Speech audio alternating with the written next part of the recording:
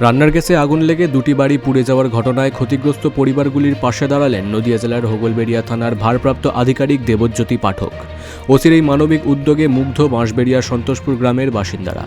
বুধবার হোগলবেড়িয়া থানার অধীন বাঁশবেড়িয়ার সন্তোষপুর গ্রামের রান্নার সিলিন্ডার থেকে আগুন লেগে দুটি বাড়ি সম্পূর্ণ ভস্মীভূত হয়ে যায়। এই ঘটনায় পরিবার দুটির ব্যাপক ক্ষয়ক্ষতিও হয়। বৃহস্পতিবার এই ঘটনার একদিন পরই হোগলবেড়িয়া থানার ভারপ্রাপ্ত আধিকারিক দেবজ্যোতি পাঠক স্বয়ং ওই দুটি ক্ষতিগ্রস্ত পরিবারের কাছে ছুটে যান। তিনি ওই দুটি পরিবারের হাতে খাদ্য সামগ্রী, শীতবস্ত্র এবং কিছু আর্থিক সাহায্য তুলে দেন। হোগলবেড়িয়া থানার বড়বাবুর এই অপ্রত্যাশিত সাহায্য পেয়ে ক্ষতিগ্রস্ত পরিবারগুলি অত্যন্ত খুশি। গ্রামের লোকজন দেবজ্যোতি পাঠকের এই মানব কল্যাণমূলক কাজ দেখে তার ভূয়সী প্রশংসা করেছেন এবং তাকে কুর্নিশ জানিয়েছেন। স্থানীয়রা বলেছেন, এই ধরনের মানবিক উদ্যোগ পুলিশ এবং সাধারণ মানুষের মধ্যেকার যে দূরত্ব তা কমাতে সাহায্য করে। Bureau report, big news Bangla.